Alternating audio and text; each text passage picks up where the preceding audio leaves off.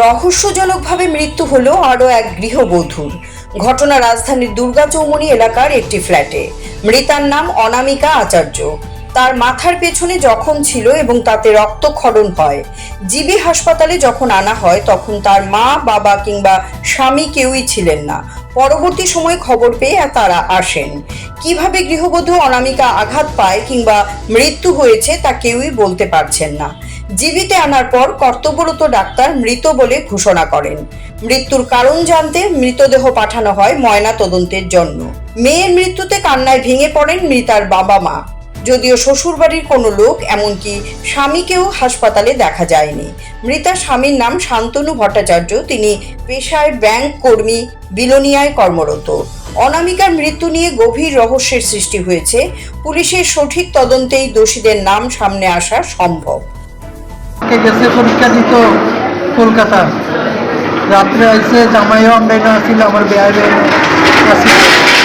সকালে আমরা এনে যাওয়ানোর কথা এরপরে গেছে তার অ্যালার্জি উঠছে, তাই বাবু আমরা তারপরে তারা আমার বেয়াই যাইব না, তারা লাগে গাড়িও করছি। এরপরে জামাইও গেছিল অফিসে বিলোনিয়া, তাই জামাই আগে দিয়া তাই হচ্ছে তারা সকালে যাইব, সকালে মানে আগে পড়বো না। এরপরে কতদিন পরে জামাইও যখন নাকি গেছে, জামাইয়ের লোক ফোনও কথা হয়েছে কতদিন গেছে। এরপরে জামাই পরে অফিসে যাই ফোন করে আর তার ফোন সুইচ অফ দেয়। এই যে 20 টাকা খাইছে, কার বাড়িতে খাইছে? খুব বিষ খাইছে। কি খাইছে? কিচ্ছু না। এই যে মৃত্যুটা হয়েছে কিভাবে হয়েছে?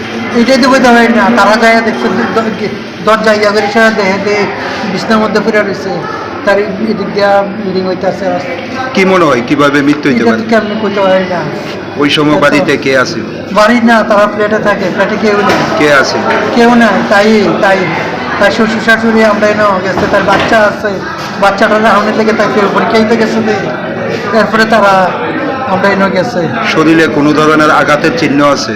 আঘাতের চিহ্ন না তো, কিন্তু দেখা যাইতেছে তার মাথা দিয়ে রক্ত বাড়াইতেছে বলে গেছে। যারা প্রথম দেখছে আমার বন্ধুরা ঢুকছে বলে তখন এই কথা দেখছে। আপনার দেখে কি মনে হয়েছে মেয়ের কিভাবে?